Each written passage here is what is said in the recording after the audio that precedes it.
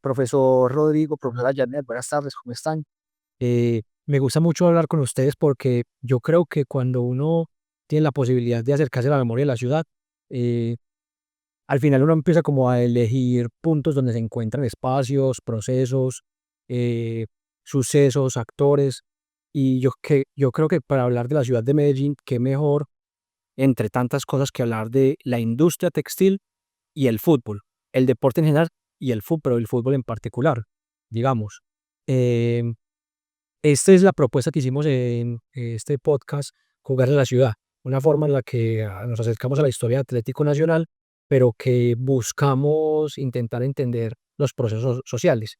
Em, Profes, cuéntenme ustedes que vienen trabajando el tema de la industria textil y la importancia para la ciudad, ¿ustedes cómo ven este tema de la importancia que tuvieron esas empresas para la transformación de la ciudad? Entonces, Steve usaba una palabra que me parece muy interesante, jugar a la ciudad. Con nosotros, bueno, dentro de la línea también de historia, de lo que implica también tener a alguien que está en la parte del deporte, cuando comenzamos nuestra investigación ya hace un buen rato, precisamente lo que se quiere es esa ciudad que hoy tenemos y que a veces también parece como tan desconocida en muchos aspectos, fue precisamente un detonador el preguntarnos cómo unir, por ejemplo, la transformación de algo que es tan importante como fue el desarrollo industrial con un aspecto que aparentemente estaba suelto, pero que había tenido un desarrollo tan interesante como es el deporte en Colombia, especialmente, bueno, todo por el lado del fútbol, pero ahí fue donde nos encontramos, por ejemplo, con los escarabatos, con el ciclismo, y encontrar la figura de dos trabajadores y de los obreros nos empuja a ver una ciudad totalmente distinta, la ciudad de la industria, pero desde los trabajadores. Es que incluso, profesora Janet, eso me llama mucho, particularmente la historia de Atlético Nacional, porque digamos que marca esa transformación, digamos, de la práctica del deporte, eh, que en principio el fútbol, los primeros equipos son de los clubes sociales, de la élite social de la ciudad, pero luego, más o menos para la época del 30 ya empieza esa popularización del deporte y es donde ahí aparece el germen de Atlético Nacional. Primero ese club que se llamaba Unión Fútbol Club, y luego con el equipo de esta empresa Indulana, justamente ya aparece la empresa, la industria textil, y aparece el club Unión Indulana Fútbol Club. Entonces me parece que justamente que marca ese entrecruce, también en una transformación social que está impulsada por la industria. Ahí usted, profe, como deportista, incluso puede tener como esa referencia de cómo las industrias ayudan como a esa transformación social por medio de la inclusión del deporte en general. Como bien lo planteaba Janet, eh, eh, la industria tiene un papel muy relevante en el desarrollo del deporte en, en esta región particularmente. En el estudio que nosotros hacemos, pues, se evidencia claramente que nuestra élite se formó básicamente en Inglaterra, otros en Estados Unidos. Y como parte de esa transformación de la revolución industrial, ¿cierto? Que tiene todo su apogeo inglés, el deporte jugó un papel fundamental. Y ellos, en cierta medida, hacen un traslado y lo implementan inicialmente a través de los clubes sociales. ¿Ya? Los clubes sociales de Medellín se definía prácticamente todo el desarrollo de la ciudad, político, económico, social, cultural, religioso, industrial y finalmente deportivo. Entonces, ese club social donde se toman todas esas determinaciones, inclusive en el deporte, va a la industria. Y en la industria incluye y tiene un factor determinante al traer al obrero y a través del obrero a su familia y a través de la familia al barrio y a través del barrio a la ciudad, ¿cierto? Entonces, eh, esa relación industriales, deporte, obrero, barrio, ciudad, es realmente transformadora. Es muy importante, yo creo que más importante que cualquier ciudad de Colombia, ¿cierto? Lo que se da en Medellín es muy particular. Esa relación de empresario, industria, deporte, obrero, familia. Es muy interesante. Es que tiene que ver mucho, por ejemplo, con lo que tú planteabas de las canchas, de cómo un deporte que era de élite, que estaba más en los clubs, de pronto va tomando otros espacios de manera, podemos decir, espontánea, en canchas que simplemente cuando vas a mirar, porque tener la figura de lo que es una cancha en la actualidad es una cosa, lo que eran en esa época eran prácticamente mangas. Y cuando vamos a pensar qué hace que precisamente deportes como el fútbol, el boxeo o, por ejemplo, lo que tiene que ver con el ciclismo se popularicen, una de las principales características es la facilidad para acceder a ello. Un balón, simplemente lo pateas en cualquier lugar. La bicicleta, lo utilizabas para transportarte, por ejemplo, a tu trabajo y para muchos era su herramienta de trabajo. El boxeo, unos guantes, cualquiera muchas veces, así que eso también es algo que ayuda a entender como otros procesos que no necesariamente son pensados desde la élite, sino que simplemente es una apropiación del espacio y de instrumentos que luego van a estar en la base del desarrollo de deporte. Y que ustedes ahí en su trabajo me llamó mucho la atención que para hablar del deporte lo ligan directamente justamente al concepto del obrero, no al ciudadano, no al joven, sino el obrero, como esa importancia de destacar justamente esa relación con la industria textil, porque finalmente, digamos, ese termina siendo un espacio que eh, ustedes me podrán contar mejor, también marca como esa transformación social del ocio y de las prácticas sociales. En el fútbol, cuando hablamos de las canchas, en el episodio anterior lo hablábamos, está la idea de los hipódromos, por ejemplo, como un espacio de socialización que luego se utiliza para fútbol. Y entonces esa misma transformación de los hipódromos en canchas también trae la idea del obrero, cómo los patrones también em, permiten o ayudan o incentivan la transformación de las prácticas sociales o de los espacios de socialización. Em, Pongo otro ejemplo también para seguir hablando de la historia de Atlético Nacional. Eh, el cambio que se da posteriormente cuando Fabricato también es dueño de Atlético Nacional o entra pues también a participar en Atlético Nacional, eh, tiene que ver con esa idea de lo nacional, la industria nacional, el obrero nacional, justamente de ahí nace la idea de los puros criollos para mostrar que las personas y la industria colombiana también tienen un valor. Entonces, como que se reproducen también los valores desde la industria, particularmente con el obrero. Ustedes ahí en el trabajo, ustedes lo pueden encontrar también creo que con el fútbol y el ciclismo. Yo pienso, no sé, Rodriga, y tú puedes complementar la geografía. ¿Qué era Antioquia? Como para entender el momento también clave para el país, de no es tampoco algo que venga, que sea fácil al momento de pensar por qué el epicentro de la industria o del desarrollo industrial fue Antioquia. O sea, creo que una proeza de los empresarios de ese momento es que eran conscientes que tenían barreras geográficas y el túnel de la quiebra con Alejandro López es un ejemplo de ello porque no somos una ciudad puerto, no estamos en las rutas que nos vayan a llevar a la comercio global y ese era un principal desafío. Así que pienso que el deporte también va o conlleva a algo que el empresariado veía reflejado no solo al interior del trabajo, sino en lo que es el disciplinamiento del trabajo industrial, entre ellos valores como el esfuerzo, el sacrificio, la disciplina, el agradecimiento, la humildad, que lo vas a encontrar, por ejemplo, tomando la Vuelta a Colombia, que es la que nosotros tomamos a través de Coltejer como estudio de caso, por ejemplo, al momento de las entrevistas que les hacen a los distintos, bueno, nosotros en ese momento no son ciclistas, obreros, amateurs como nosotros los llamamos, en ese momento son más obreros que deportistas porque todavía no está ese concepto. Y eso se nota en cada una de sus como en las entrevistas que da, donde está la familia, el agradecimiento a la empresa y el reconocimiento a que ellos son lo que son gracias a ese apoyo de la empresa. Entonces es como que si se uniera empresariado, obreros y deporte para mostrar el desarrollo de la industria en una región como es Antioquia. Me atrevo a decir algo, el obrero en ese momento era un privilegiado, ¿cierto?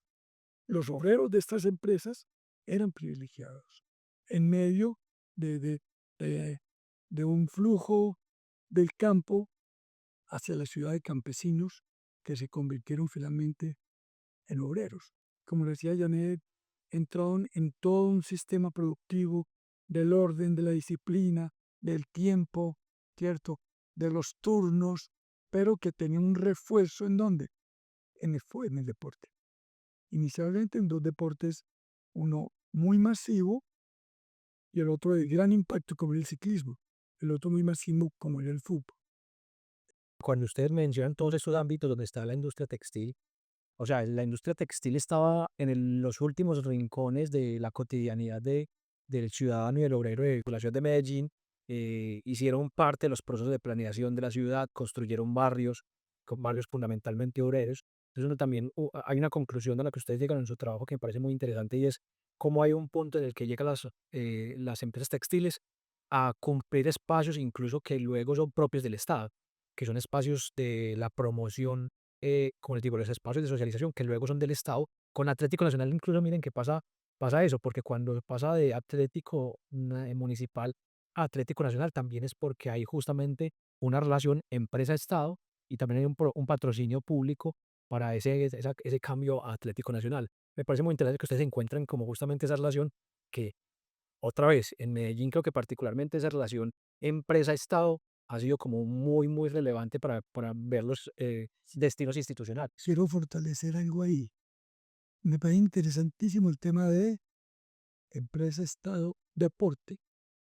Mira que en todos los inicios, hasta la década del 70, es la empresa privada la que relaciona, desarrolla y posibilita el impulso del deporte.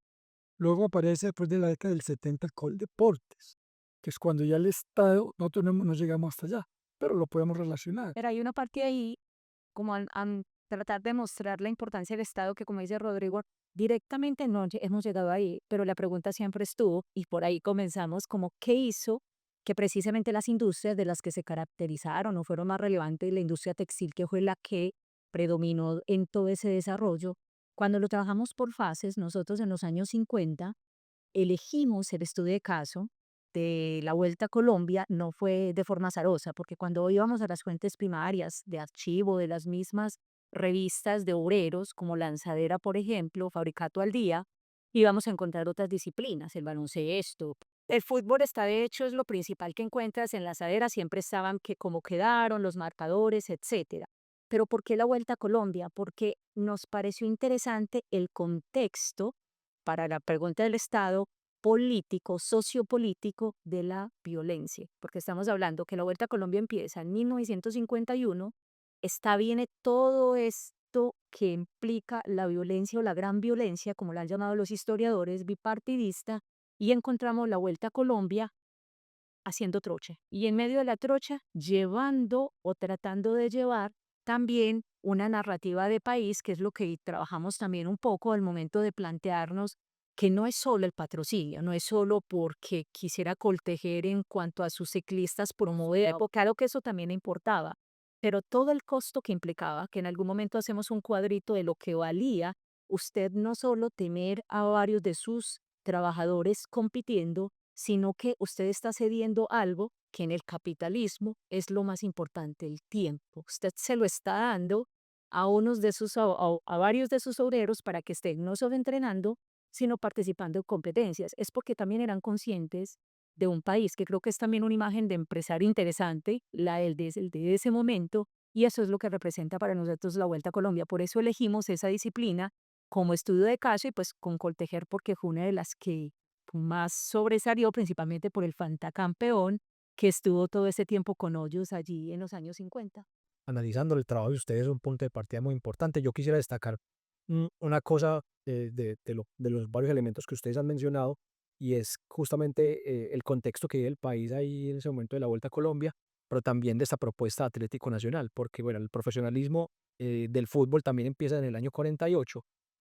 Atlético Nacional empieza como Atlético Municipal y en un país, justamente en un país tremendamente segmentado territorialmente, un país de regiones, hay una propuesta que dice Atlético Nacional, o sea, el equipo del país. Eso se va a consolidar mucho después, posteriormente, con la Copa Libertadores del año 89 y la posibilidad incluso de que el equipo quede campeón en Bogotá, en la capital del país, que otra vez retomó, porque hubo un momento en que dejó esa idea de los puros criollos de todos los jugadores colombianos, pero en el año 89 retoma esa idea de los puros criollos y queda campeón del continente. Entonces, como que pensar que esa propuesta de llamarse Atlético Nacional en el 50 es realmente una propuesta, o sea, en un país tan regionalizado, con las dificultades de relieve, conexión.